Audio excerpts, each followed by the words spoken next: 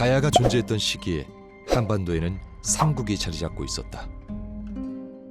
신라는 기원전 57년 경주 평야를 중심으로, 고구려는 기원전 37년 압록강 지역의 졸본을 중심으로, 백제는 기원전 18년 하남 위례성을 중심으로 건국되었다. 한반도 남부 지역에는 사람들이 마을을 이루며 살다가 42년 수로왕이 금관가야를 건국하면서 김해를 중심으로 모이게 된다. 이후 금관가야는 2세기에서 4세기까지 낙동강을 따라 세력을 키워나갔고, 이 무렵 하만을 중심으로 아라가야도 세력을 펼쳐나갔다.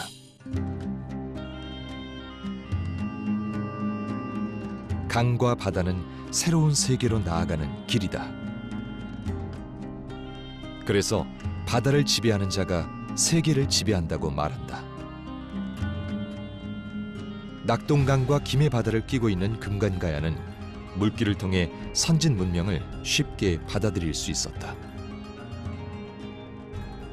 또 해상 교역로를 개척해 여러 나라와 교류하며 힘을 키워나갔다. 대륙과 바다를 잇는 중심에서 가야는 풍요롭고 풍족했다. 그럴수록 견제하는 세력은 늘어갔고 무력 충돌을 피할 수 없었다.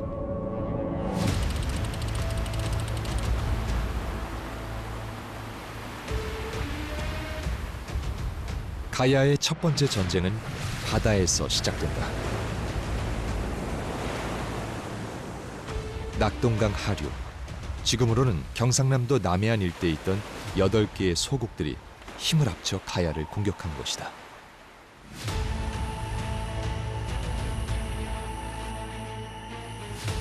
가야를 공격한 8국의 이름이 다 전해지진 않지만 골포국, 칠포국, 고사포국, 사물국, 고자국, 보라국 등이 있었다.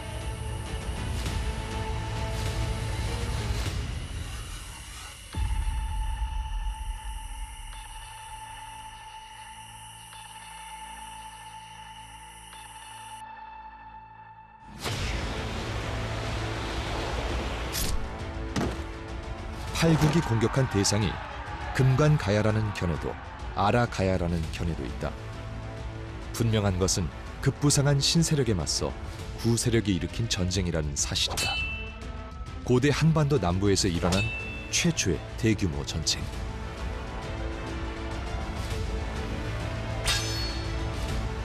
이 전쟁을 호상팔국 전쟁이라 한다. 그렇다면 호상팔국은 어떤 나라들이었을까? 호상팔국은 논쟁이 가장 많기로도 유명한 그런 주제이기도 합니다. 호상팔국, 항구를 가진, 우리가 요즘엔 항시국가라고도 얘기를 합니다. 하여튼 항구를 바탕으로 해서 번영한 나라, 그런 나라, 여덟 나라들이 김해 서쪽에 있는 나라들입니다. 그런 나라들이 김해 금관가에 있는 나라에 도전하고 전쟁을 했던 그런 그 역사입니다. 삼국 사기의 기년에 따르면 209년에 1차 전쟁이 있었고 2003년 뒤에 212년에 2차 전쟁이 있었던 것 같아요. 어쨌든 1차 전쟁에서는 금관가야가 혼자 전부 지키기 어려워서, 그래서 신라의 구원을 받고 전쟁을 치룬다든지, 이 1차전에서 패한 호상팔국들은 남해바다를 돌아서, 동남해의 남해바다를 돌아서 울산의 갈화성까지 진출을 하고 있거든요. 그래서 이건 아마 한국의 최초의 해전으로 봐도 과언이 아닐까, 그런 생각이 들고요. 준비 없이 전쟁을 맞게 된 가야는 위기에 처하게 된다.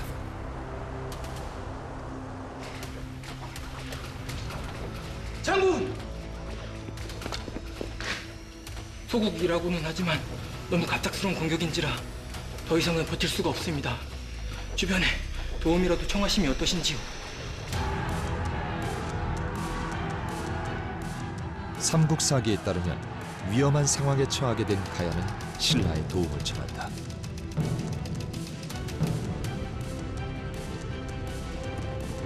10대 신라왕이었던 내해 이사금은 태자 우로와 이벌찬 이음에게 군대를 주어 포상팔국을 토벌하라 명한다.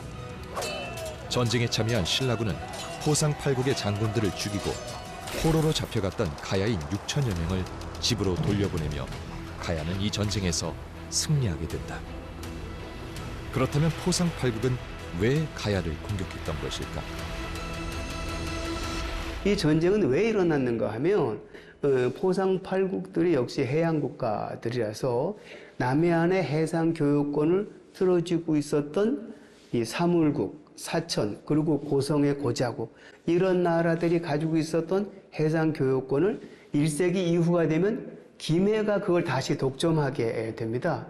그러니까 김해가 해상 교역권을 독점하게 되니까 이전부터 가지고 있었던 포상팔국들이 이에 대해서 반란을 해서 그래서 부딪힌 전쟁, 이걸 포상팔국 전쟁이라고 할 수가 있어요. 금관가야의 왕과 지배층이 잠들어 있는 김해 대성동 고분군. 고분 속에는 금관가야가 생산한 최고의 교역품이 있었다. 덩이쇠, 철정이 바로 그것이다. 금관가야는 철정의 해양 교역권을 움켜쥐고 있었고 포상팔국 전쟁에서 승리하면서 권력은 더 공고해졌다. 철을 생산해서 그 철 생산품을 철 소재로 가공한 것이라고 보면 될 건데요. 철 생산품을 철 소재로 가공해야만이 유통하기가 용이하게 되어 있습니다. 그래서 1호 대형 목강묘에서 철정이 100여 점이나 이렇게 부장되어 있다는 것은 그 당시에 아마 최첨단 기술이라고 할 수 있는 제련 기술이 금관가야에 녹아내려 있다고 볼 수가 있을 것 같습니다. 철은 불을 만나 새롭게 태어난다. 모양도 기능도 원하는 대로 바꿀 수 있다. 철은 인류 문명의 발전을 이끌었고 철을 얻기 위한 인간의 욕망은 끊임없이 갈등을 일으켰다.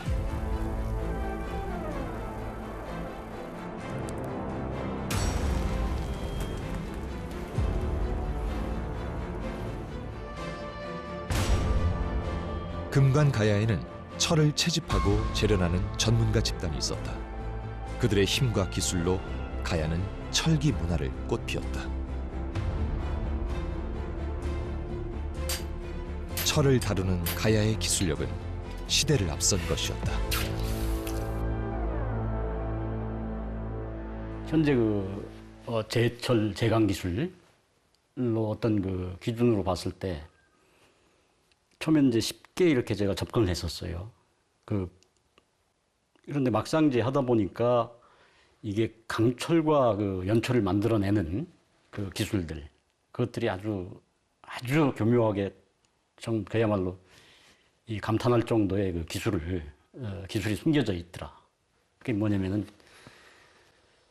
가야 사람들 특히 이런 이 판금을 할 때 여기 이제 결합하는 못 같은 거 이런 것들은 완전히 연철을 해야 되고 또 뭐 강철 같은 경우는 이제 칼날 같은 거 이런 것들을 만들어내는 그런 이 제작 기술이 아주 할수록 감탄할 수밖에 없다. 유물도 아주 무진장 철기 유물이 많이 나오고 그래서 항상 경외심을 갖게 됩니다. 전쟁에 필요한 무기류에서 철로 만든 농기구까지 가야 고분에서 발굴된 철기 유물은 부장량도 많았고 종류도 다양했다. 철을 다룰 줄 알았던 금관가야는 철 생산과 수출로 빠르게 성장해 나갔다.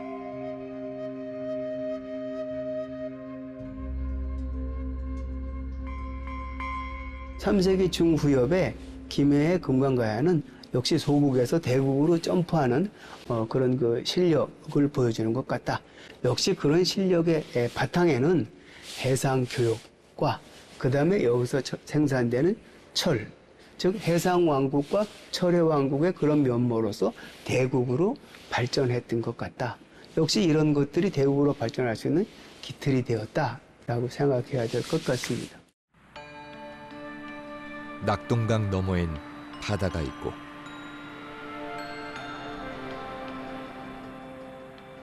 그 바다를 건너면 또 다른 세상이 기다리고 있다.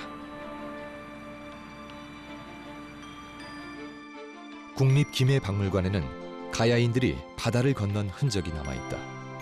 김해 봉황동 유적에서 발견된 노와 배의 일부 조각들. 이 배를 타고 가야인들은 어디로 향했던 걸까?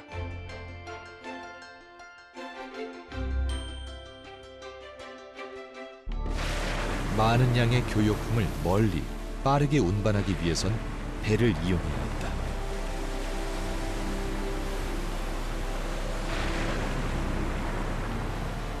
때로는 폭풍우를 만나기도 했고 때로는 파도에 휩쓸리기도 했다. 바다는 두려운 곳이었지만 더 큰 세상으로 나아가기 위해 가야인이 넘어야 할 관문이었다. 당시 동아시아는 혼돈의 시기였다. 중국도 일본도 하나의 통일된 세력 없이 전쟁을 벌이고 있었다. 강력한 무기가 필요했던 그들은 가야의 철을 안정적으로 수급받아야 했다. 일본 열도의 외인들은 5세기 후엽, 6세기 초가 되어야지 철을 생산을 합니다. 근데 그 이전까지 이미 기원전 3세기부터 철은 사용하고 있어요. 그러니까 이 철은 외부로부터 수입을 해야 됩니다. 철 공급지의 첫 번째는 우선 가야였습니다. 그러니까 일본 열도 안에서 100개의 나라들이 있었지만 어느 나라가 가야와 백제의 철 자원을 독점할 수 있었느냐에 따라서 지금 일본 열도에 패자가 되느냐 못 되느냐가 결정이 되는 거죠. 역시 선진 문물, 해상 교육을 통해서 어떤 선진 문물을 누가 확보했는가에 따라서 그 역사 그리고 그 지역의 그 패권들이 결정이 되는 거죠. 2024년 일본에서 가야의 흔적을 찾는 것은 어렵지 않다.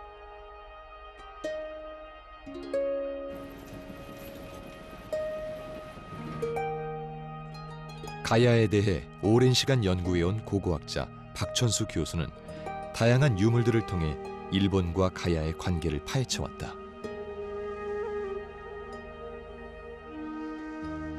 일본 고분에서 발굴된 유물, 하지만 분명 가야의 것이었다. 여기에 있는 유물은 철정이라고 부른 것입니다. 오사카 남쪽에 있는 와카야마현의 마루야마 고문에서 철도된 것인데 철정의 형태를 자세히 보면은 상당히 이렇게 좌우 대칭적인 것인데 이 철정의 형태로 봤을 때는 금강가야에서 만들어왔다고 생각됩니다. 그래서 아마 일본에 출토된 거는 5세기 초인데 4세기 때 왔지 않은가 이렇게 생각되고요. 이 고문에서는 또한 전현 중국의 연나라에서 만든 지금의 연영성 일대에 있었던 연나라에서 만든 전현에서 만든 철복 새로 만든 속과 함께 같이 왔습니다. 그래서 4세기 때 금강가야가 철 소재를 일본에 수출했다는 것을 보여줄 수 있는 아주 중요한 자료라고 평가됩니다.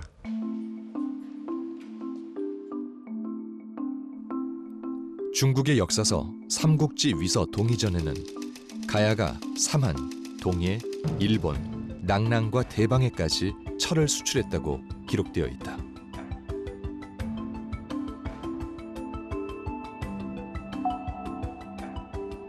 그렇다면 가야는 어느 지역, 어느 광산에서 철을 얻었을까? 한 남자가 산속을 헤매고 있다. 한 손에 자석까지 들고 2000여 년 전 철의 왕국이었던 가야의 흔적을 찾고 있다. 가야의 철 생산지가 대부분 금강가야 중심인 김해 창원 중심으로 확인이 되고 있습니다. 김해 열애리, 우계리 제철 유적, 그리고 하계리 제철 유적, 그리고 창원 복림동 제철 유적, 창원 성산 패총 야철지, 이런 금강가야 중심의 야철지가 확인되는 것이 현재 조사의 성과들이고요. 최근 들어서 이제 후기 가야인 소가야라든지 대가야에서 노도강산의 형태로 철 생산지가 확인이 되고 있습니다.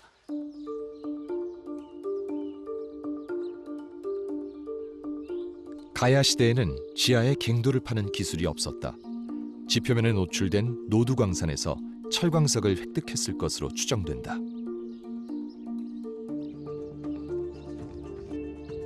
노두광산에서 얻은 철광석은 여러 번의 재련 과정을 통해 좋은 품질의 철로 다시 태어난다.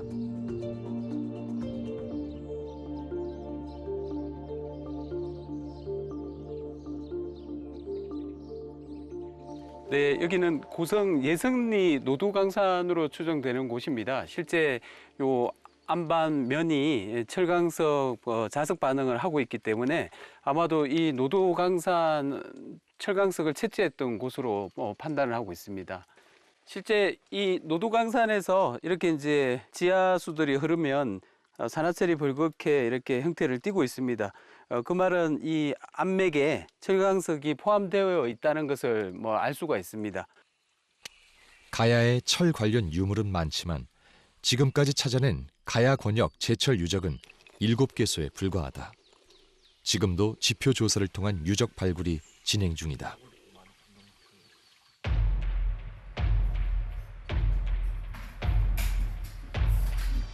가야의 철 생산이 가장 활발했던 시기는 4세기에서 5세기 무렵이었다.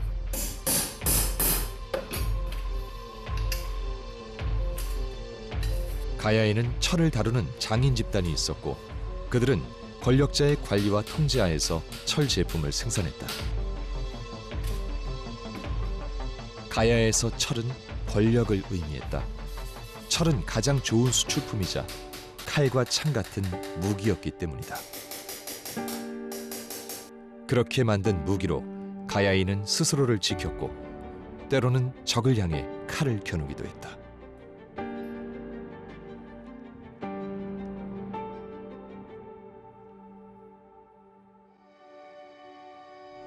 (400년) 가야는 또 한 번 전쟁의 소용돌이에 휩싸이게 된다. 처음 전쟁을 계획한 건 백제였다. 백제는 금관가야, 외와 연합해 신라를 공격했고 위기를 느낀 신라는 고구려에 원군을 요청했다. 당시 동북아 최대 국가였던 고구려는 강력한 힘으로 영토를 확장해 나가고 있었다.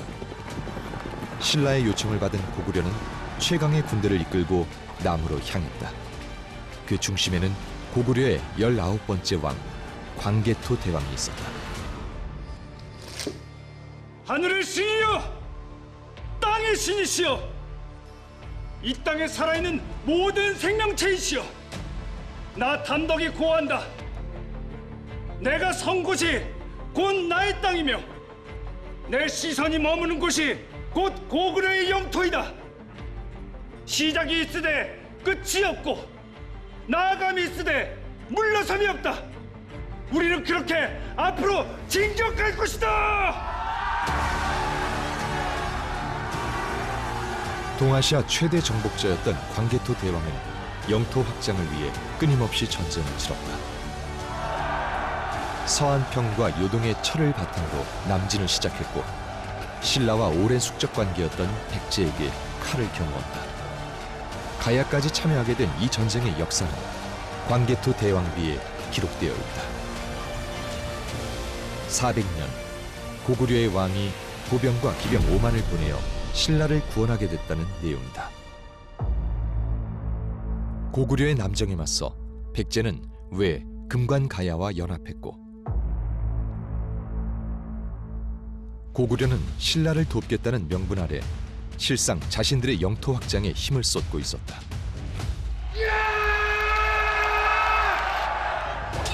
금관가야는 백제를 돕게 되면서 강력한 힘을 지닌 고구려와 대척점에 서게 된다.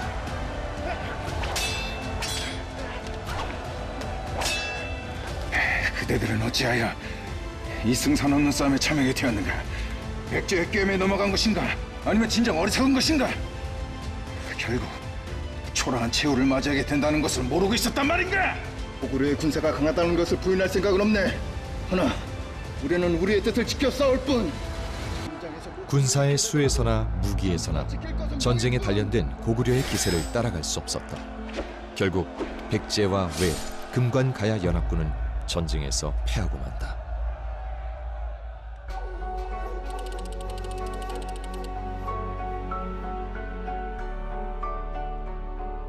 김해의 분산성은 낙동강과 김해 평야가 한눈에 들어오는 곳에 자리 잡고 있다.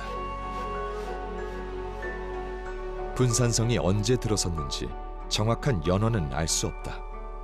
하지만 이곳이 금간가야에 있어 매우 중요한 전략 요충지였을 것으로 추정하고 있다. 예, 분산성에서 경관을 보면 그 당시 금강가야의 그 핵심 지역이 한눈에 다 또 이렇게 조망이 되고 있는 중요한 곳입니다. 군사적으로 아주 중요한 곳이라고 할 수가 있습니다.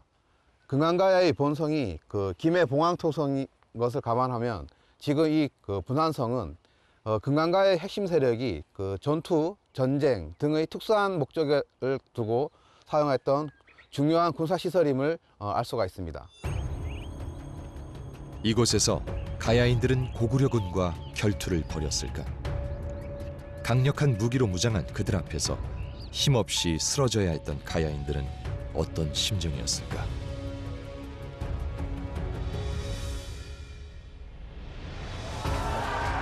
당시 고구려의 힘은 막강했다. 전쟁을 거듭할수록 고구려 병사들은 더욱 강해졌다.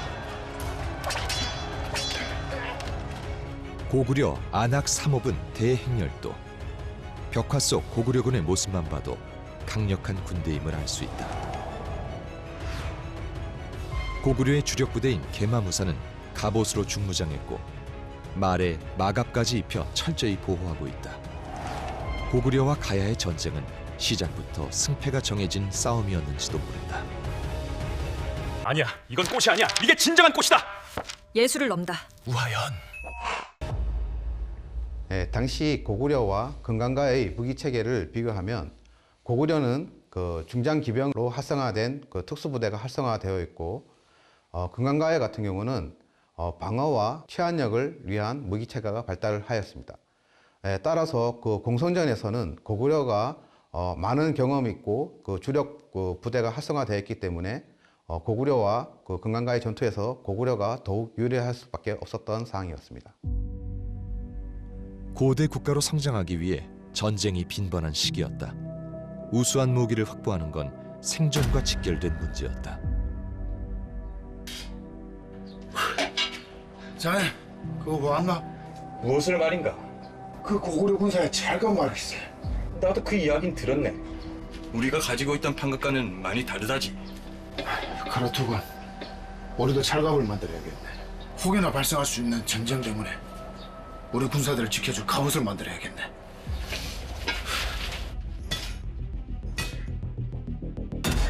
고구려 남정 당시까지 금관가야의 병사들은 세로로 철판을 이어 만든 판갑옷을 입고 전쟁에 참여했다. 판갑옷은 움직임이 불편해 기동력이 떨어지는 단점이 있었지만 칼과 창으로부터 방어력은 우수했다. 공격보다 치안과 방어에 주력했던 금관가야의 면모를 알 수 있다. 하지만 고구려인들은 쇠조각을 끈으로 이어 만든 찰갑옷을 입고 전쟁을 치렀다. 찰갑옷은 칼과 창, 화살을 쏘는 데 자유로웠고 몸을 숨기기도 쉬웠다. 몇 겹으로 이어진 철편과 가죽은 충격을 분산시켜 주었다. 고구려와의 전쟁을 통해 가야는 찰갑옷의 실체를 알게 되었고 그것을 본떠 만들기 시작했다.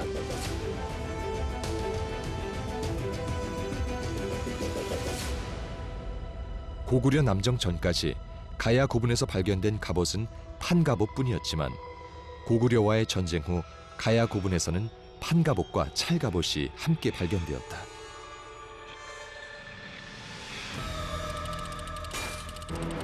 고구려와의 전쟁에서 패한 금관가야는 쇠퇴일로에 접어든다. 그 무렵 남부지방 여러 가야국 중에서 고령을 중심으로 한 대가야가 권력의 중심에 나서게 된다. 김해는 AD 400년에 광개토항의 군대가 5만 군대가 쳐들어왔을 때 아마 일시적으로 망했을 거다. 이걸 토대로 해서 문물이 확 바뀌게 되는 거죠. 그 계기를 통해서 그 뒤로 고고학 자료가 좀 안정이 됐어요. 그래서 그것으로 인해서 요즘은 4세기 말까지는 김해 지역의 중심으로 가야 문명이 번성했고 5세기 전반 이후로는 고령 지역을 중심으로 해서 가야 문명이 번성했다.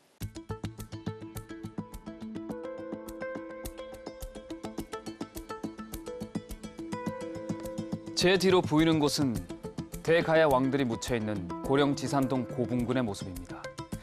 대형 고분들이 아주 많은데요. 가장 큰 고분은 봉분의 지름이 무려 49m에 이른다고 합니다. 죽음의 공간인 무덤의 모습만 보아도 대가야의 힘과 지배층의 권력이 어느 정도였는지 짐작되는데요. 가야는 김해를 중심으로 한 전기 금관 가야에서 고구려 남정을 계기로 후기에는 고령을 중심으로 한 대가야로 힘의 구도가 옮겨집니다. 이제 대가야의 권력자들이 잠들어 있는 고령 지산동으로 가보겠습니다.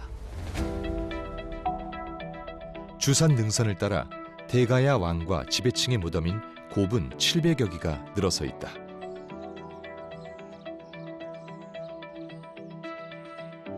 김세기 교수가 처음 이곳을 찾은 건 1977년. 발굴에 참여한 것을 계기로 그는 평생 대가야 연구에 매진해왔다.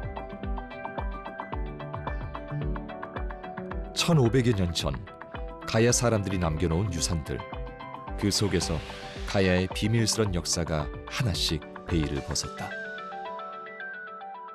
아, 이게 가야가 우리가 지금까지 알고 있는 막연한 그냥 4세기, 6세기에 낙동강 주변에 있었던 조그만 나라, 그거보다는 생각했던 것보다는 굉장히 문화적으로 그리고 정치적으로도 발전했던 나라였었다. 본격적인 발굴이 진행되면서 그는 대가야의 실체에 또 한 번 놀라게 되었다. 5, 6세기 융성했던 대가야의 위상이 무덤 깊은 곳에서부터 모습을 드러냈다.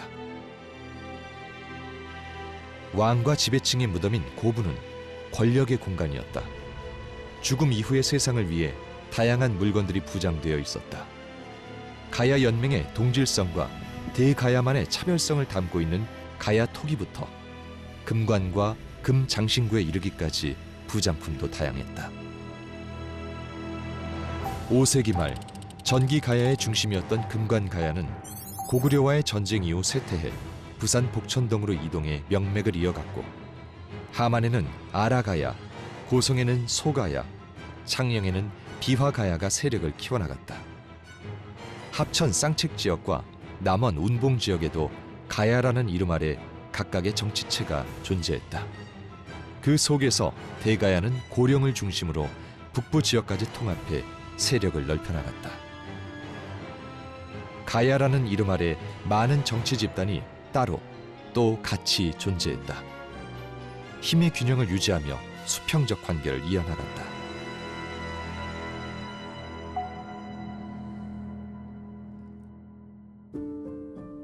공존과 자율의 가치를 지켜온 가야 연맹. 그 속에는 남원 운봉 지역에 전북 가야가 있다.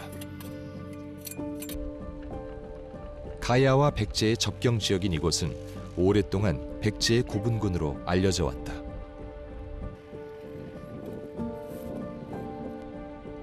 하지만 1989년 발굴 조사를 통해 가야식 석광묘와 가야 토기를 확인하게 되면서 가야 고분군으로 밝혀졌다.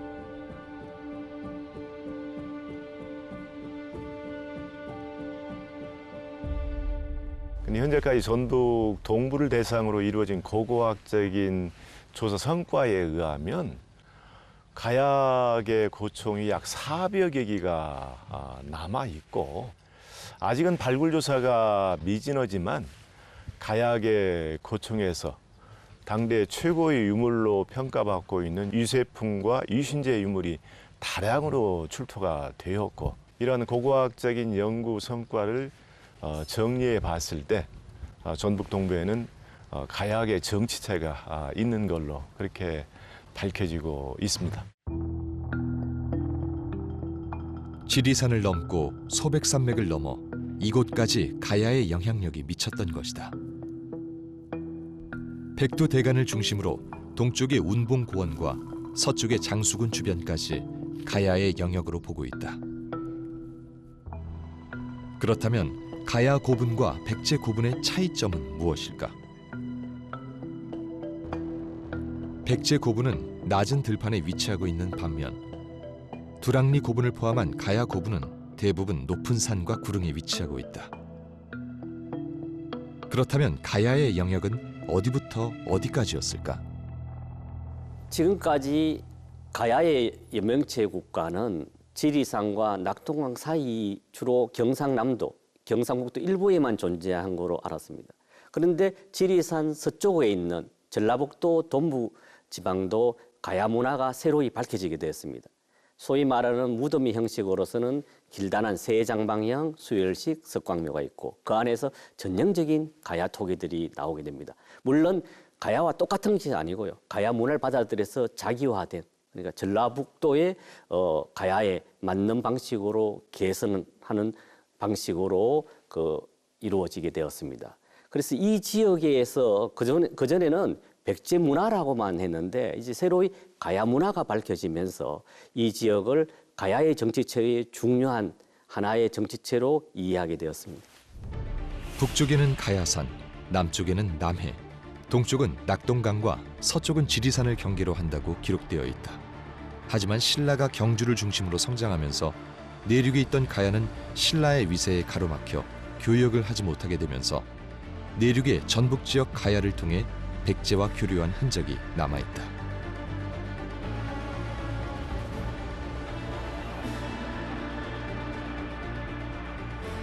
가야의 여러 정치 집단 중에서 가장 넓은 영토를 형성했던 건 대가야였다. 대가야는 중국, 일본과 교역하며 삼국의 틈 속에서도 자신만의 힘을 키워나간다.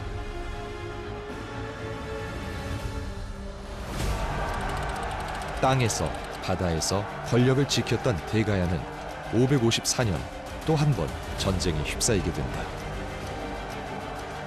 백제와 신라는 고구려를 물리치기 위해 나제 동맹을 맺고 유지해왔다.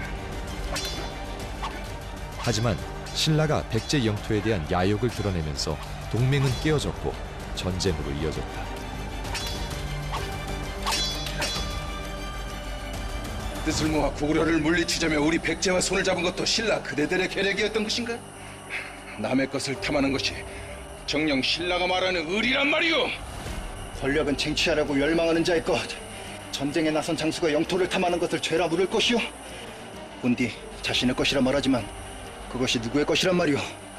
이제 신라가 그곳의 주인이 되겠소.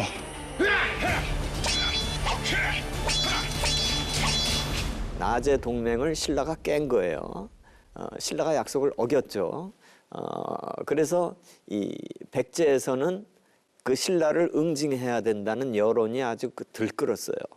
이제 신라를 공격하게 되는데 관사성 전투에 대해서 우리 삼국사기에서는 그냥 백제군이 단독으로 신라를 공격하는 거로 나와 있지만 일본 서기에는 거기에 대가야군도 들어가고 왜군도 1000명이 들어가는 거로 나와요. 물론 수만 명이 참전하는 군대이기 때문에 뭐 왜군이 1000명 들어간 게 그렇게 큰 그건 아니지만 대가야군은 많이 동원이 됐습니다. 이 백제가 초기에는 신라군을 압도해요. 이깁니다. 그래서 관산성을 점령했어요.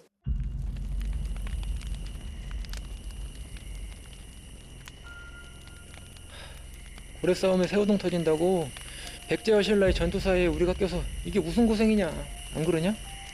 병사가 전쟁이 싫다고 하면 더 살아 뭐 하겠어. 그래도 백제가 승승장구하니 조만간 전쟁도 끝나지 않을까? 집으로 돌아가고 싶다. 아이들도 보고 싶고. 대가야는 왜와 함께 백제를 도와 이 전투에 참여했다. 체제를 정비하고 전쟁에 나선 백제는 승기를 잡았고 전쟁의 무대였던 관산성을 점령할 수 있었다.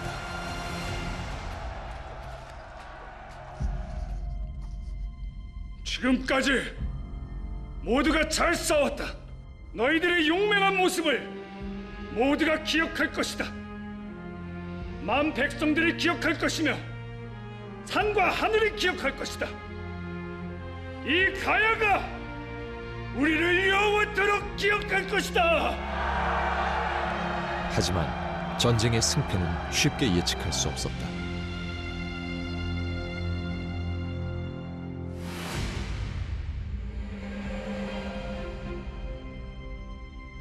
신라 병사들은 관산성 주위에 매복해 기회를 엿보다가 승리의 도취에 있던 백제와 가야 외연합군의 틈을 노려 기습 공격했다.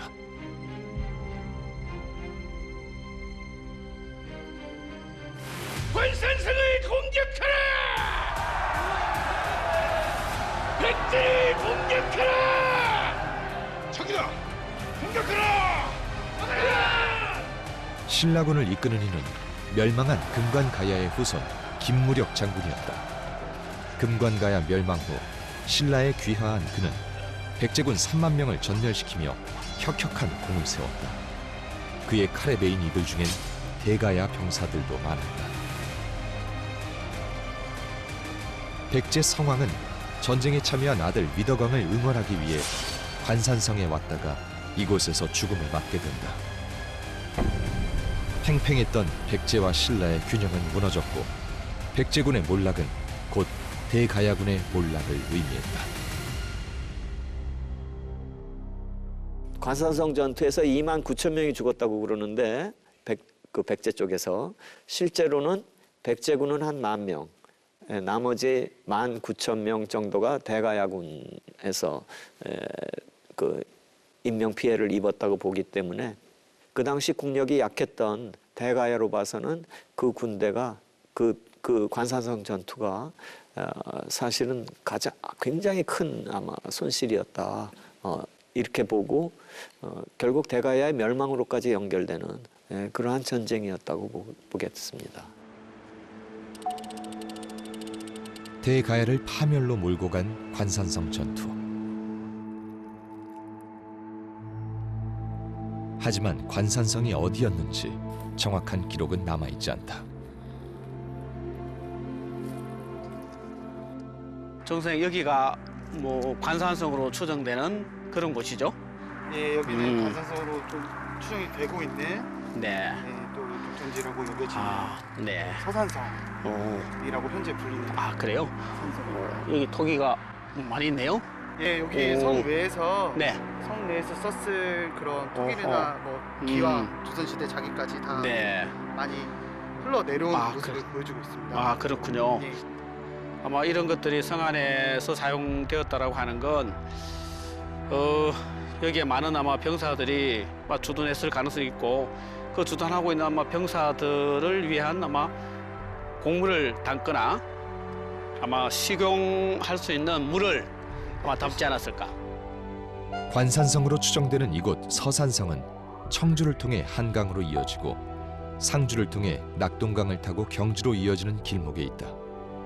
신라가 반드시 점령하고자 했던 요충지였을 것이다.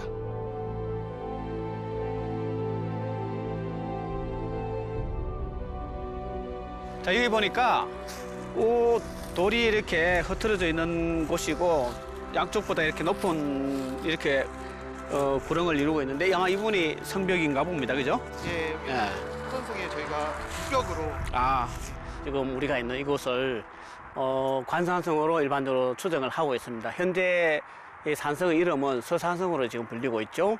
아마 이곳을 관산성으로 보는 그런 하나의 어떤 의견도 있고 이것에서 남쪽으로 있는 삼양동 토성이라든지 또는 삼양산성 뭐 이것들로 보는 경우도 있고 또는 이 전체를 하나의 공간을 다 일컬어서 아마 관산성이 아니었을까라고 하는 아마 그런 견해도 있습니다만 지금까지 우리가 이 관산성으로 추정하고 있는 이런 유적들에 대한 정식적인 학술조사, 발굴조사가 이루어지지 않아서 현재까지는 정확하게 어떤 성을 관산성이다라고 딱 이렇게 단정적으로 이야기하기는 현재는 어려운 것 같습니다.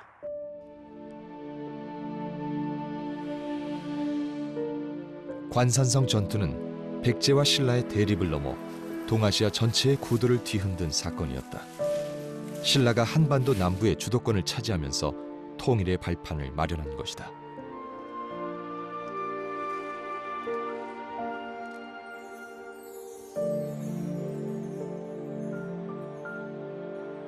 가장 큰 의미는 신라가 완전 백제를 거의 누르고 아마 한반도 남부 지역의 패사로서 등극했다는 점과 그리고 이 전투를 통해서 가야의 침략 빌미, 정복의 빌미를 가야가 신라한테 제공하기도 했지만 신라는 그걸 놓치지 않고 그걸 적극적으로 활용해서 결국은 이 관산성 전투가 일어난 지 8년 만에 완전히 가야를 정복하고 신라의 영토화시켰다라고 하는 그 점에서 가장 큰 의미가 있지 않을까 싶습니다. 권력도 패권도 눈에 보이지 않는다.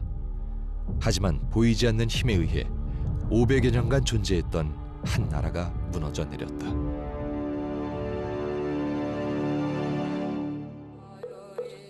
대가야의 마지막 왕인 월광태자는 속세를 떠나 중이 되었고 대가야 사람들은 유민이 되거나 신라에 복속되어 살아가게 된다.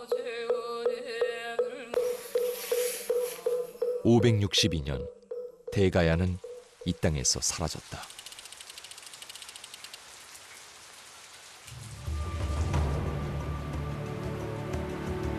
땅의 끝이자 바다가 시작되는 곳에 섰습니다.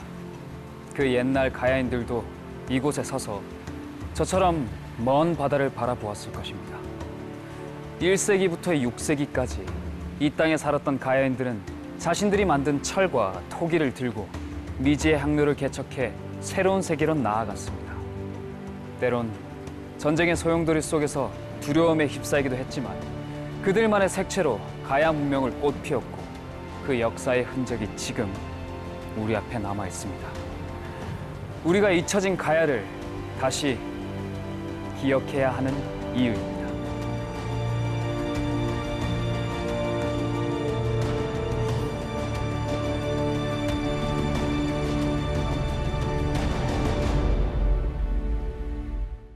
육즙은 어디에 숨겼지?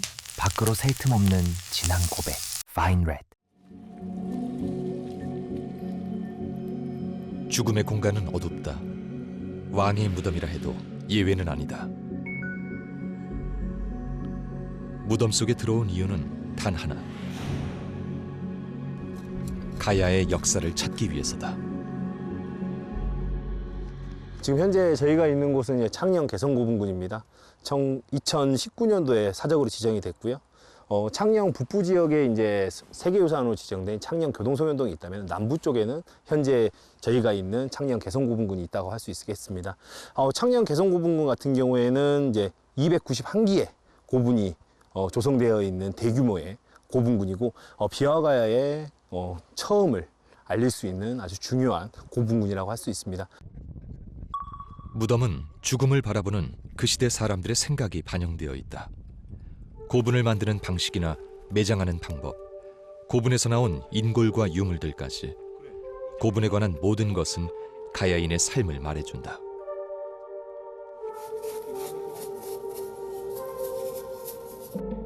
(5, 6세기에) 존재했던 소가야의 지배층 무덤인 고성 송악동 고분군.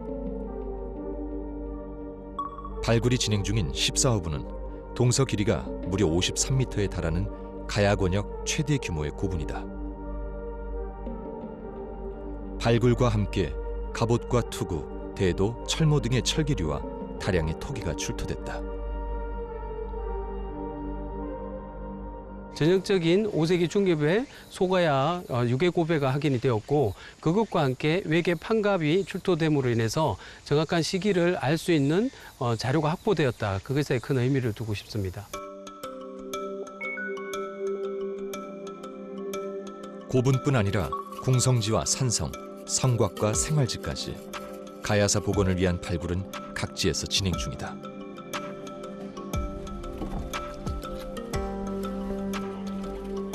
(1500년) 전 대가야의 실체를 증명하는 대가야 공성지의 흔적을 찾기 위한 현장이고요. 대가야 공성지 중에서도 북벽 성벽 부분을 확인하기 위한 조사 현장입니다.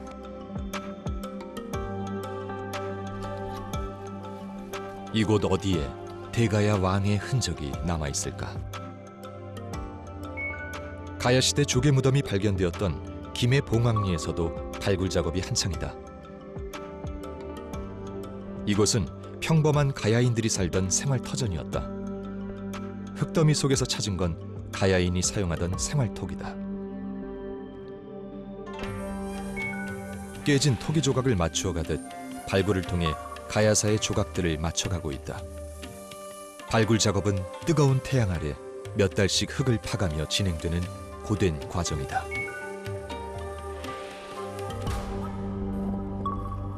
가야의 역사에 대해 유적과 유물을 통한 고고학적 발굴에 의존할 수밖에 없는 건 가야에 대한 기록이 거의 없기 때문이다. 이 땅에 가야가 존재했던 시기에 한반도에는 삼국이 자리 잡고 있었다. 신라는 기원전 57년 경주 평해를 중심으로, 고구려는 기원전 37년 압록강 지역의 졸본을 중심으로, 백제는 기원전 18년 하남 위례성을 중심으로 건국되었다. 한반도 남부 지역에선 마을을 이루며 살다가 42년 수로왕이 금관가야를 건국하며 가야는 시작되었다. 이후 금관가야는 2세기에서 4세기까지 낙동강을 따라 세력을 키워나갔고, 이 무렵 하만을 중심으로 아라가야도 성장해 나갔다. 5, 6세기에 이르면서 가야 문명의 범위가 한반도 남부의 내륙 지역으로 확대된다. 동쪽으로는 신라, 서쪽으로는 백제와 경계를 맞닿으며 가야 북부 지역에선 대가야가, 남해안으로는 소가야가, 동쪽으로는 비화가야가 자리 잡았고, 합천 쌍측 지역과 남원 운봉 지역에도 가야라는 이름 아래 각각의 정치체가 세력을 키워나갔다. 대가야가 멸망하는 562년까지 가야라는 이름 아래 여러 정치 집단이 공존하며 500여 년간 이 땅에서 존재했다.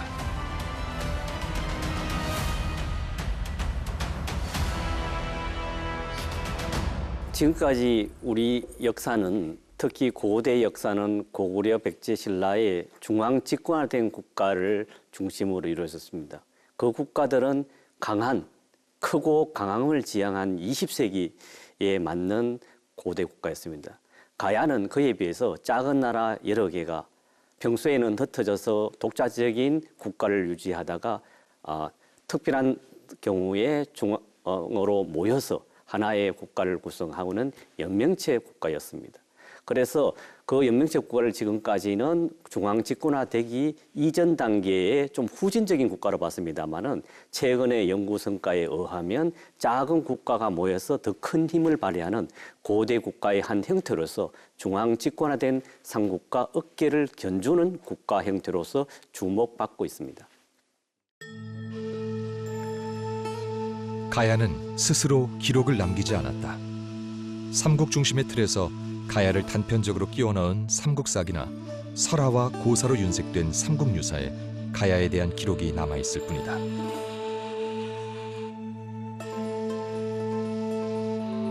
(8세기에) 편찬된 일본의 역사서 일본 서기에도 가야에 대한 기록이 있지만 일본 중심의 기록을 그대로 받아들일 순 없다. 가야에 대한 기록은 왜 이렇게 빈곤한 것일까? 신라가 나중에 통일 신라가 되면서 최후의 승자가 되지 않았습니까? 고대사에서. 그래서 그 신라가 역사를 정비하면서 가야라는 존재는 옛날부터 신라 땅이었던 것처럼 그런 식으로 사료를 정리했어요. 그래서 삼국사기에도 신라, 고구려, 백제는 나오는데 가야는 안 나오거든요. 가야라는 국가는 역사상에 존재하지 않았던 것처럼 그렇게 되었던 것이 가장 중요한 이유 중에 하나고, 사라진 가야 문명의 존재를 알려주는 가장 분명한 증거는 바로 가야 고분이다. 유네스코 세계유산에 등재된 합천 옥전 고분군의 탐방로 구간 발굴 조사를 진행하고자 하나이다. 무덤을 열기 위해선 예가 필요하다. 발굴 조사에 앞서 개토제가 열렸다. 사실 가야는 패자의 역사이다 보니까 사실 문헌 사료가 많지 않습니다. 하지만 이런 고고학 조사를 통해서 우리가 알지 못하는 물질 자료를 확보함으로써 우리가 모르는 가야를 확인하는 작업이라고 볼 수 있습니다. 그렇기 때문에 이 조사를 통해서 우리가 모르는 가야를 더 알 수 있는 계기가 될 것으로 판단됩니다.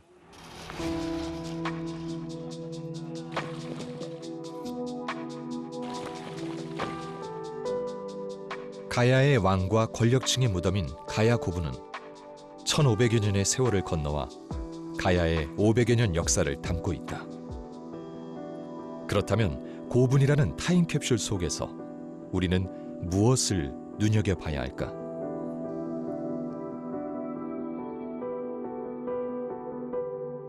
우리가 고분이라고 했을 때는 특정의 시대에 그 고분을 통해서 그 당시의 사회의 그 위계관계, 신분 질서죠. 신분 질서를 표현한 그런 하나의 어떤 죽음 시설물을 우리가 고분이라고 할 수 있습니다.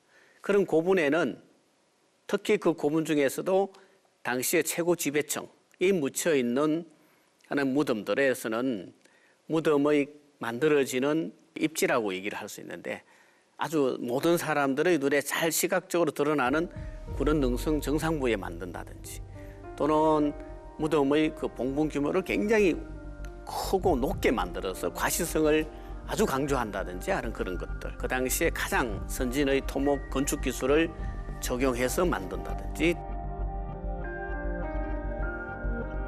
권력의 공간이기도 한 가야 고분은 한반도 어디에 있고 또 그 규모는 어느 정도일까?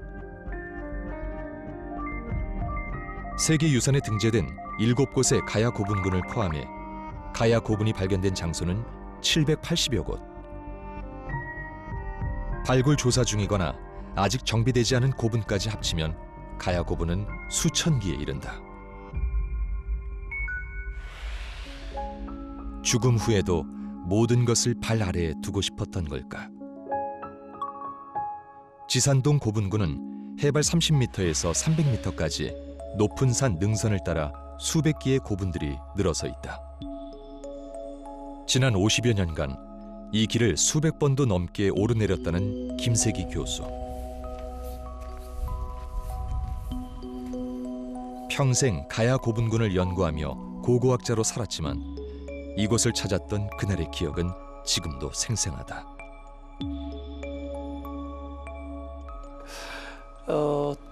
제가 대학 3학년, 학부 3학년 때 고령에서 고분 발굴이 시작됐는데 발굴 단원이 필요하다. 학생 몇 명이 필요한데 같이 가자.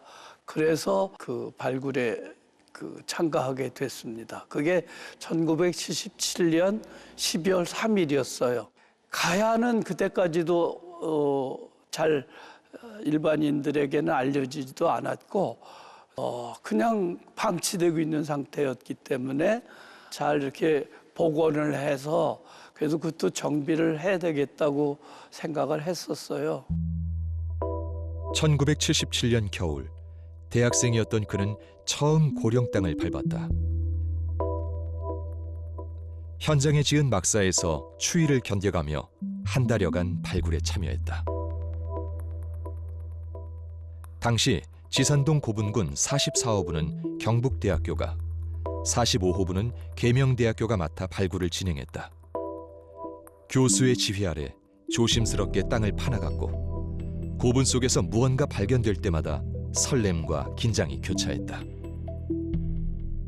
그 신문에 1977년 12월 24일자 한국일보 조간 신문에 일면 머릿 기사로 고령에서 가야시대 순장 고분 발굴하는 신문을 여기 군 공보실장이 아침에 8시, 보통 8시부터 발굴을 하는데 7시 반쯤 헐레벌떡 올라와가지고 이 신문에 그런 20여 명 순장 가야 고분 발굴하는 가지고 와서 저희들도 깜짝 놀랐고. 순장이란 죽은 권력자를 위해 종속관계에 있는 사람이나 동물을 죽여 함께 매장하는 행위를 말한다. 지산동 고분군에서 엄청난 규모의 순장이 발견되면서 세상의 관심은 고령으로 집중됐다. 죽음 후에도 현세와 같이 삶이 지속된다고 믿었던 사람들. 그것이 순장의 이유였다. 순장이라는 게 뭐 주인공이 죽으면 왕이나 이 귀족이 죽으면 그 밑에 노비나 이런 사람을 순장 이렇게 죽여서 같이 묻었다고. 근데 그걸 보면서 이런 제도가 실제로 있었구나. 과연 그게 가능할까? 오늘날 우리들 생각으로 보면 그게 어떻게 같은 사람인데 사람을 그렇게 죽여서 묻나? 대가야 왕의 무덤인 지산동 고분군 44호분. 5세기 말에 지어진 것으로 보이는 이 고분에는 무려 36명 이상의 순장자가 있었다. 그들의 죽음은 무엇을 의미하고 있을까?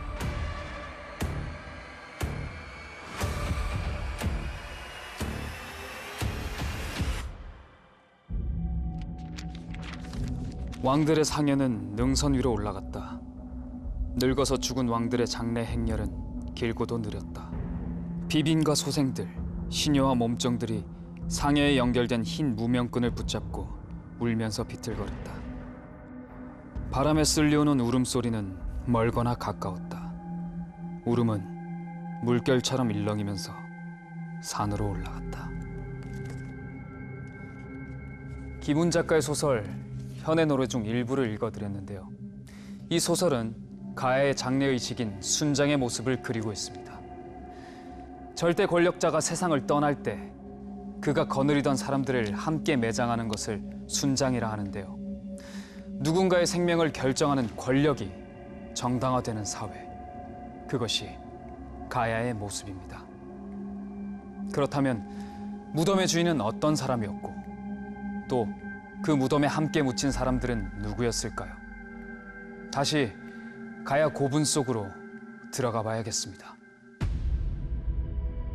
가야의 권력자들은 살아생전 누리던 부와 권력을 죽음 너머의 세상으로 가져가려 했다. 무덤 속에 많은 물건들을 부장했고 거느리던 사람들까지 함께 묻었다. 지산동 고분군 44호분은 우리나라에서 확인된 최대 규모의 순장 보분이다.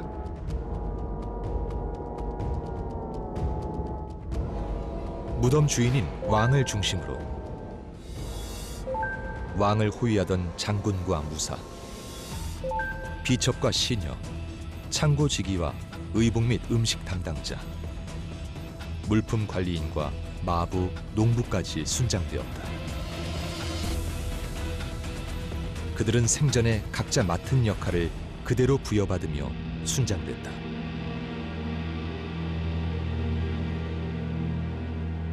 아마도 순장자들은 정중히 죽음의 과정을 맞이했고 정중한 상태로 매장, 몸을 바르게 편 채로 매장이 되었다 하는 것은 분명합니다. 그러니까 결국 순장의 목적은 무덤 주인공의 내세에 가서도 제대로 보필하게 하는 그런 목적이다 보니까 신체 건강한 사람들을 선정하고 신체를 훼손하지 않고 정중한 상태, 또 순장자들 자체도 그런 내세관에 의해서 매장이 되기 때문에 가장 완전한 상태로 매장이 되었지 않을까라고 생각합니다.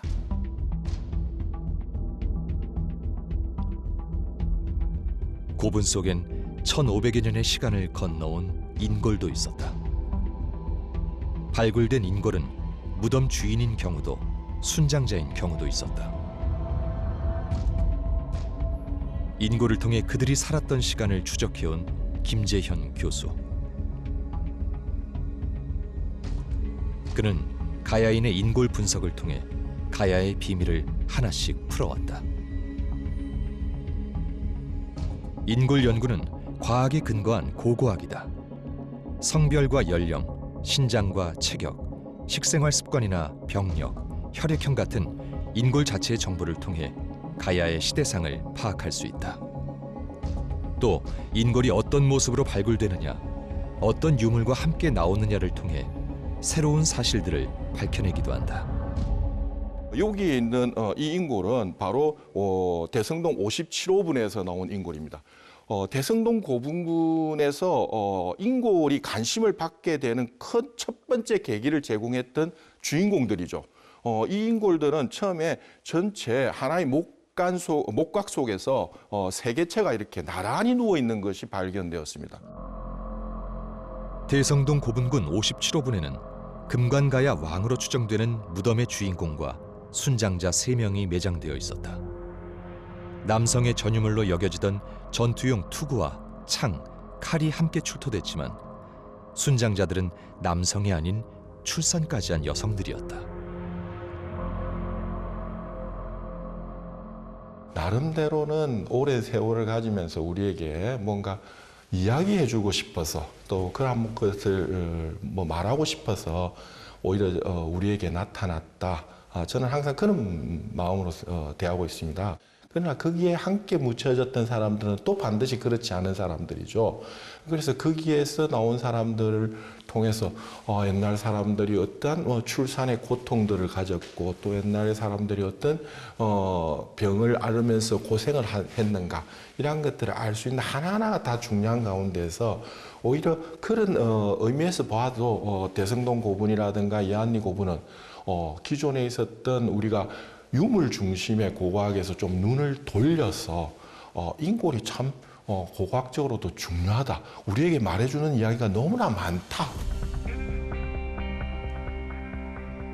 대성동 고분군 23호분 순장자의 치아 분석으로 유소년 시절 영양실조였다는 점을, 대성동 고분군 24호분 성년 여성 순장자는 출산, 임신의 흔적이 있었다는 점을, 창녕 송현동 고분군 15호분 순장자는 쌀, 보리, 콩 등을 섭취했다는 점과 이 중 남성 순장자는 다른 순장자보다 육류 섭취가 많았던 점 등을 알 수 있었다. 인골을 통해 시공을 넘나들며 가야인의 삶을 읽어내고 있다.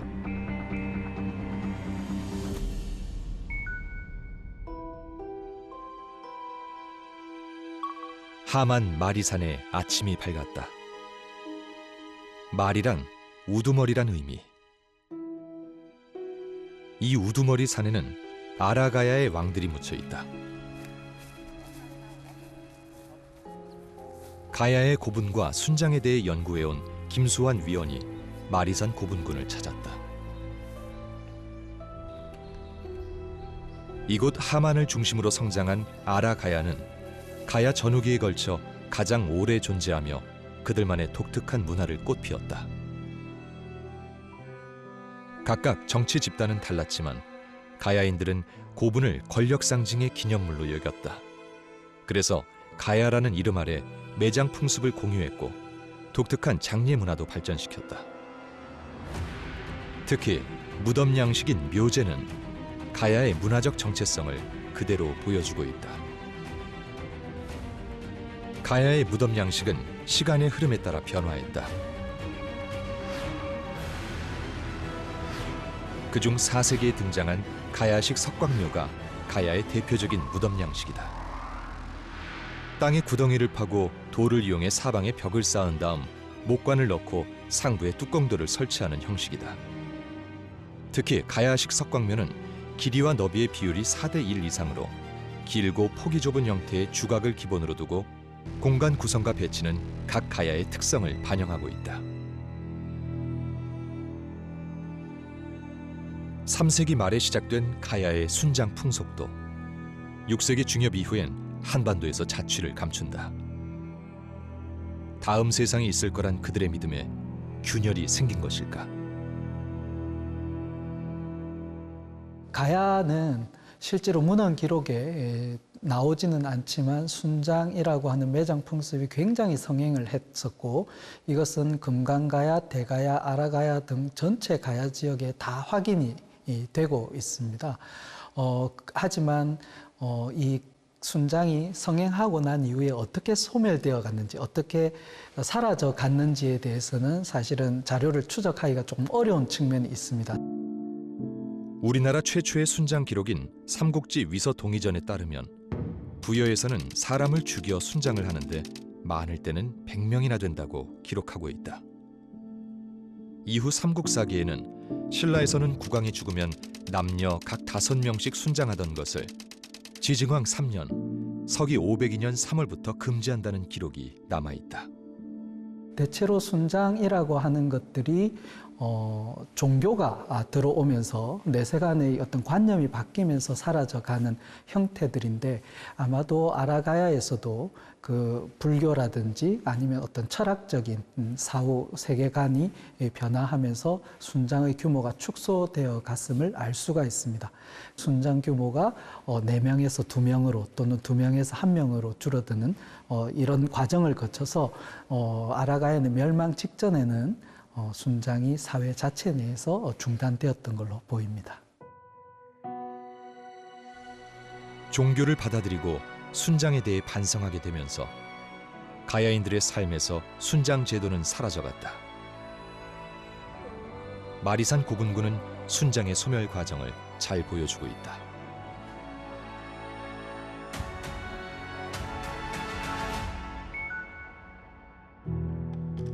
가야를 이해하기 위한 답은 모두 고분 안에 있다.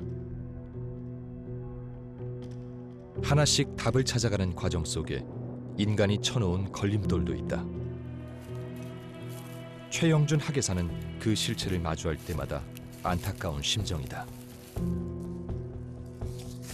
열려있는 무덤은 발굴이 아닌 도굴의 현장이다.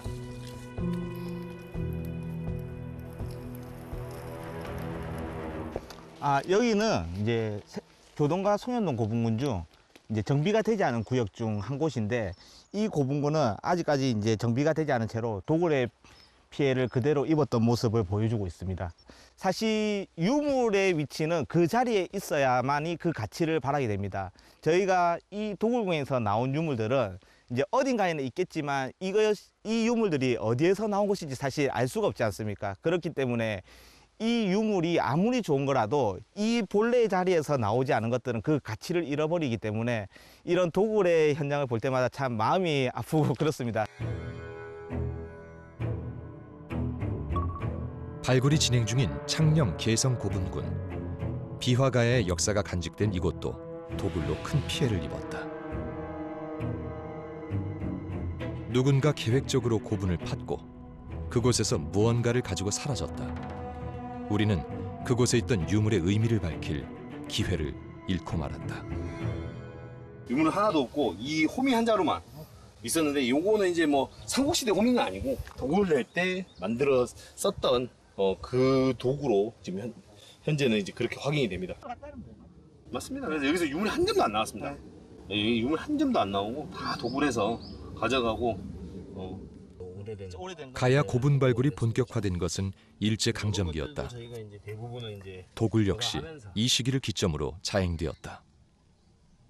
창녕 교동과 송현동 고분군은 일제강점기 시부터 많은 발굴 조사가 이루어졌습니다. 특히 이제 이 왼쪽에 있는 이 지역이 일제강점기 때 대규모 조사가 이루어진 곳인데, 그 당시 이제 1918년부터 19년까지 2달 동안 야스이 세이치가 이끄는 이제 고족조사단에 의해서 이 발굴이 이루어졌습니다. 그 당시 이제 대형 봉톱은 한 9기 정도가 조사가 되었는데, 그때 나온 유물의 양만 해도 마차 20대, 화차 1량에 나오는 이제 유물이 반출이 되었습니다. 일본으로 그 당시에. 러일 전쟁에서 승리한 일본은 한반도 지배를 위해 다양한 사업을 펼쳤다. 그중 하나가 가야 고분군 발굴이었다. 1910년 고분 발굴을 시작으로 4번에 걸쳐 조사를 진행했다. 그들은 발굴이라 했지만 이면에는 다른 계산이 있었다.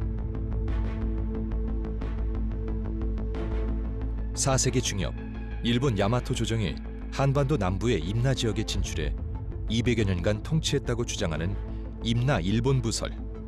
일본은 이를 뒷받침할 근거를 고분에서 찾고 있었다. 하지만 가야 고분 어디에도 그런 흔적은 없었다. 오히려 임나 일본 부설이 허구임을 밝히는 유물이 나오자 그들은 고분 발굴을 중단했다. 특히 임나 일본부설에서 제일 중점이 되는 거는 4세기 중엽에 그 일본서기 가지고 해석하는 거예요. 그 4세기 중엽에 일본의 대군이 가야 지역을 점령하러 왔었느냐 하는 거거든요. 그런데 그것에 대해서 그동안의 가야사와 관련된 그 연구 성과를 일본 학자들도 인정을 해서 그런 일은 없었다.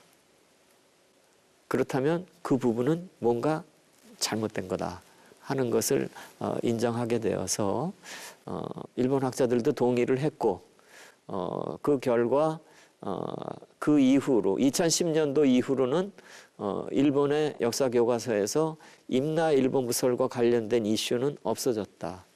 이렇게 보입니다. 그래서 다행이라고 생각 드는데 그러나 아직도 일본의 우익들은 아직 지지 않았죠. 또 그분들이 그래서 아직 그런 주장이 남아 있기는 하지만 적어도 공식적인 그 역사 교과서에서는 일본이 함부로 그런 주장을 하지 못하고 있다 하는 것을 다행으로 생각하고 있습니다. 이후 국가 주도의 발굴이 진행된 건 1962년 문화재 보호법이 제정된 후였다. 가야 고분군 세계유산 통합관리지원단 하승철 실장은 1989년 학생 신분으로 합천 옥전 고분군 발굴에 참여했다. 당시만 하더라도 고분군 주변에는 소나무와 잡목들이 우거져 있었고 아직도 여기저기에 도굴된 상태로 방치되어 있는 고분들이 많았습니다. 그리고 여기저기에 도굴되면서 깨트리고 버려진 이런 토기들이 현장에 많이 있었고 그러면서 이것들을 이제 하나하나 그 발굴을 거치면서 정리를 하고 그 유적의 실체를 확인해 나가는 작업이 시작되면서 굉장히 현장에는 흥분의 도가니로 뒤덮여 있었습니다. 인력도 장비도 부족했던 시절. 기댈 것은 사람의 의지와 노력뿐이었다. 1989년 5월 13일 처음으로 옥전 고분군 발굴 현장에 참여하였다. 아직은 많은 나무들이 뒹굴고 있었고 토기들도 여기저기서 확인되고 있었다. 젊은 날의 경험은 그를 고고학자로 성장시켰다. 이후 가야 고분군 세계유산 등재 작업에 참여하면서 세계에 가야를 알리기 위해 열정을 쏟았다. 우리 고고학에서는 이러한 유적과 유물들이 아주 오랫동안 땅속에 고스란히 간직되어 오다가 이 고고학자를 만나서 비로소 빛을 보게 되는데 그 유적이나 유물이 말해주는 정보들을 남김없이 기록하고 이것을 전달해야 될 의무가 있습니다. 그래서 발굴 현장에서 아주 섬세하고 세밀하게 그 유적과 유물이 들려주는 이야기들을 들어야 되고 귀를 기울여야 됩니다. 도굴의 아픔이 있었지만 가야 고분군 속에선 많은 유물이 출토됐다. 남겨진 유물 속에 가야인들은 어떤 이야기를 남겨놓았을까?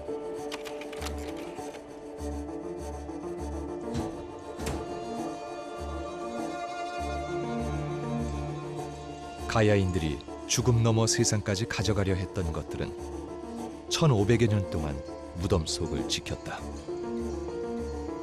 그리고 발굴을 통해 세상 밖으로 나왔다. 최상위 지배층의 무덤인 고분에는 칼과 창, 갑옷과 투구같이 군사들이 사용했을 철기 유물들이 부장되어 있었다. 가야 지배층의 정치적 권위가 군사력 기반 위에 있음을 알려주고 있다. 가야 고분에 가장 많이 부장된 유물은 단연 토기다. 가야의 기술력을 보여주는 회청색 경질 토기는 내세의 의식주를 위해 고분에 묻는 용도로 특별 제작된 것이다.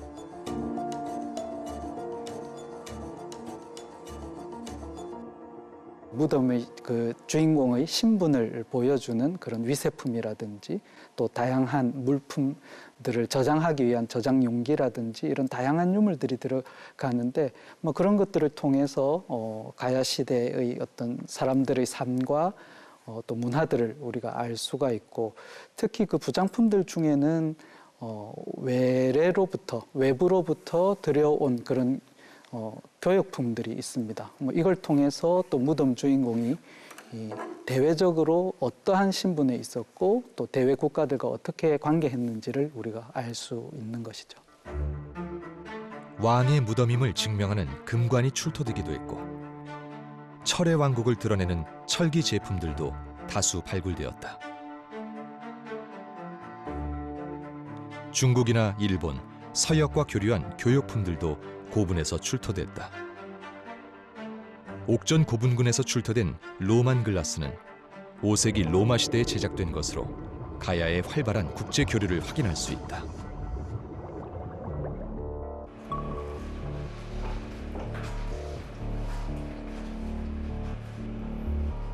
(2000여 년의) 시간을 건너온 유물들은 오염되고 부식되어 대부분 원형을 알아보기 힘들다. 창녕 교동과 송현동 고분군 63호분에서 발굴된 금동관.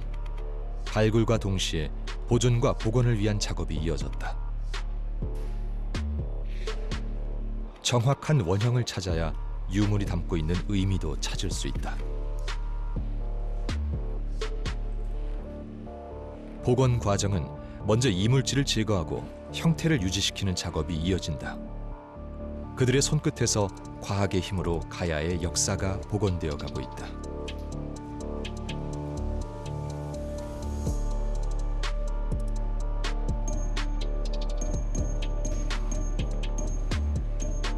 하만 마리산 고분군 8호분에선 말의 뼈와 함께 말이 입고 있던 갑옷, 마갑이 출토됐다. 전쟁에 나갈 말을 지키기 위해 정교하게 마갑을 만들어 입혔던 것이다. 지금 여기에 있는 유물들은 하만 마리산 8호분에서 출토된 갑옷들인데요. 지금 저희가 보존 처리 작업과 복원 그리고 분석 그리고 재현 작업을 진행을 하고 있습니다. 갑옷을 보시면은 다양한 형태들이 확인되고 있는데요. 이 형태를 통해서 저희가 사랑갑옷하고 말갑옷이 함께 부장되어 있다는 것을 확인할 수 있었습니다. 그래서 이 형태만 봐서는 어떻게 연결되었고 어떤 식으로 말갑옷에 입혀졌는지 확인하기 어렵기 때문에 재현품 제작 작업을 하고 있습니다.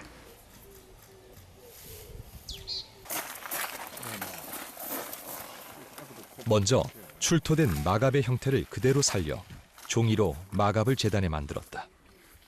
길이와 너비 등을 고려해 제작한 종이 마갑을 말에 직접 입혀 어떤 모양으로 구현되는지 확인한다.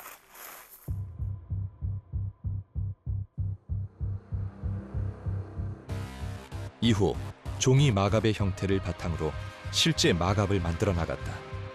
작은 철 조각들을 하나씩 가죽끈으로 이어나갔다.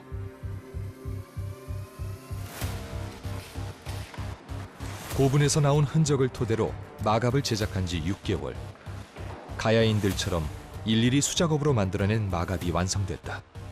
철로 만들어 무거운 만큼 말 모형에 입혔다. 1500여 년의 시간을 거슬러 가야인들의 흔적을 찾아가는 과정. 유물을 똑같이 재현하며 가야인들의 경험을 읽어낸다.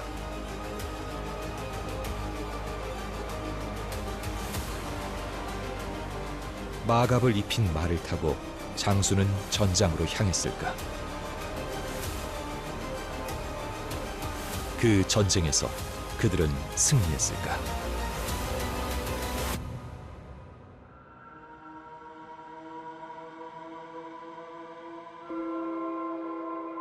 역사 복원의 영역이 단지 유물만을 의미하는 것은 아니다. 비화가야의 상류층 무덤인 송현동 고분군 15호분은 지난 2007년 발굴 작업이 진행됐다. 도굴로 고분 내부는 훼손된 상태였지만 남녀 2명씩 4명의 순장자 인골이 발견됐다. 그중 왼쪽 귀에 금제 귀걸이를 착용한 한 부의 인골은 보존 상태가 양호했다. 지금도 기억나는 것은 그 현장이 진흙처럼 되어져 있었습니다. 그래서 이 진흙을 털어내면 오히려 뼈에 손상이 되기 때문에 진흙이 그냥 묻어있는 채로 뼈를 가능하면 그 진흙과 함께 실험실로 옮겨오려고 했었고요. 그렇게 옮겨온 다음에 이 뼈를 씻어내는 작업, 수세하는 작업을 거치고 건조하는 작업을 거친 다음에 복원할 수 있는 그런 과정을 거치게 됩니다. 뼈를 가지고서 155.7이라고 하는 신장을 추정을 했었는데 그 수치 같은 발굴된 인고를 통해 가야 사람을 복원하는 프로젝트가 진행됐다. 당시에 현장을 3차 스캔한다는 것도 그렇게 쉬운 맞아요, 일이 맞아요. 아니었죠. 3차 스캐너 이제 막 얘기 나오고 이럴 때. 기억나는 게 이 법의학, 해부학, 유전학, 화학, 물리학 등 다양한 분야의 전문가들이 참여했고 인골에 대해 다각도로 분석해 나갔다. 그 안에 강국은 저분들은 그렇지 맞아요. 아마 거의 최초이자 마지막인 것 같은데요. 분석 결과 인골의 주인은 약 155cm 키의 16세의 소녀였다. 송현동 고분에서 발굴해 송현이라 이름 붙인 이 소녀는 어떤 삶을 살다 죽음을 맞은 걸까? 우리 정강뼈하고 종아리뼈에 이제 붙어 있는 근육 중에는 이제 가자미근이라고 하는 근육이 있는데 그 가자미 근육이 붙어 있는 자리에 이렇게 좀 뭔가 이렇게 파여 있는 그런 양상이 좀 보였었고 그런 뼈 반응이 보이는 경우에는 어떤 그 굉장히 반복적인 운동이 쉼없이 이루어지게 되고 그로 인해서 생긴 병리적인 소견이라고 보았습니다. 그래서 이제 그거를 통해서 아마 종아리 이하로 이제 발목을 중심으로 움직여지는 어떤 운동을 굉장히 쉼없이 하지 않았을까라고 추정을 하였습니다.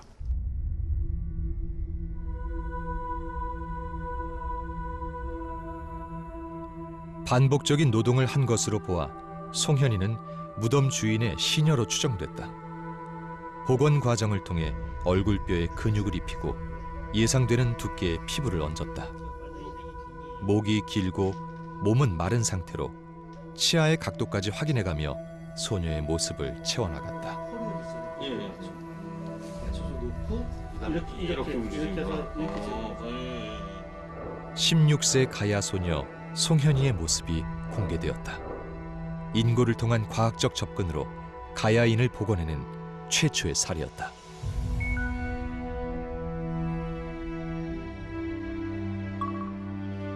가야가 이 땅에서 종적을 감춘 지 1500여 년의 시간이 흘렀다. 하지만 우리는 여전히 가야의 흔적을 찾고 있다. 이곳은 대가야 왕이 살았던 궁성지로 추정되는 곳으로 진흙벌에서 건축의 흔적이 발견됐다. 가야 시대의 해자로 적의 접근을 막기 위해 성벽 주변에 고랑을 파서낸 물길을 말한다. 내부에서는 이제 지금 현재 그 해자뿐만 아니라 해자 내부에 그런 이제 목침들을 넣어서 그 방어를 조금 더 강화하기 위한 그런 흔적들도 확인되고 있습니다. 물길을 파고 그곳에 목침을 넣어가며 적으로부터 궁을 지켜야 했던 걸까? 성장해가는 주변국들은 호시탐탐 기회를 노리고 있었고 가야는 수없이 많은 위기에 처했을 것이다. 가야의 유적 위에 차곡차곡 다른 역사가 쌓여 있다. 가야를 지배한 권력들이 자신들의 역사를 덮어나간 흔적이다. 저희가 대가야 궁성지를 확인하기 위한 그 여러 가지 조사들을 진행을 하는데 그 중에 하나가 그 내부 시설을 확인하기 위한 그런 지하 레이더 탐사를 진행을 하였습니다. 그 결과를 보면 사실 그 뚜렷한 그런 뭐 대가야 궁성과 관련된 시설들이 확인이 되지 않고 있는 걸로 봐서 아마도 신라가 대가야를 공격하고 나서 그런 대가야 궁성 중심이 되는 그 궁성을 파괴하는 그 일련의 과정이 있었던 것으로 보이고 이러한 것들은 대가야의 그런 사민 정책이나 아니면 이제 여러 가지 대가야 생활 주거지에 그런 이제 흔적들이 확인이 되지 않고 그 성토층 성벽이 무너진 그런 성토층들이 확인이 되는 걸로 지금 대변되고 있습니다. 562년 가야인들은 자신들의 삶을 고분이라는 증거로 남긴 채 대가야 멸망과 함께 한반도에서 그렇게 사라졌다. 가야인들은 그들의 무덤인 고분을 통해 우리에게 수많은 이야기를 전하고 있었습니다. 그들이 고분을 통해 남긴 삶과 죽음의 역사들을 이제는 우리가 기억해야 할 차례입니다. 2023년 유네스코 세계유산에 등재된 연속유산 가야고분군. 2000여 년 전 500여 년간 이 땅에 존재했던 우리의 자랑스러운 역사 가야가 다시 깨어나고 있습니다.